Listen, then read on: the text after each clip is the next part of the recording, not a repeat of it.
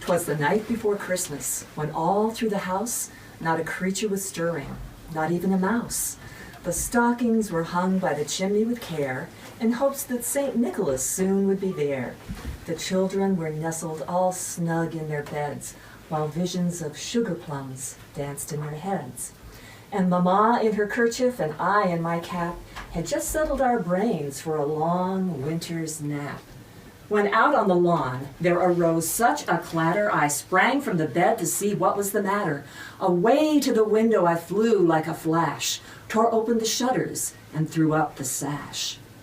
The moon on the breast of the new-fallen snow gave the luster of midday to objects below, when what to my wondering eyes should appear but a miniature sleigh and 8 tiny reindeer, with a little old driver so lively and quick, I knew in a moment it must be St. Nick. More rapid than eagles his coursers they came, and he whistled and shouted and called them by name. Now Dasher, now Dancer, now Prancer and Vixen, on Comet, on Cupid, on Donder and Blitzen, to the top of the porch, to the top of the wall, now dash away, dash away, dash away all. As dry leaves that before the wild hurricane fly, when they meet with an obstacle, mount to the sky, so up to the housetop the coursers they flew, with a sleigh full of toys, and St. Nicholas too. And then, in a twinkling, I heard on the roof the prancing and pawing of each little hoof. As I drew in my head and was turning around, down the chimney St. Nicholas came with a bound. He was dressed all in fur, from his head to his foot, and his clothes were all tarnished with ashes and soot. A bundle of toys he had flung on his back, and he looked like a peddler just opening his pack. His eyes, how they twinkled, his dimples, how merry.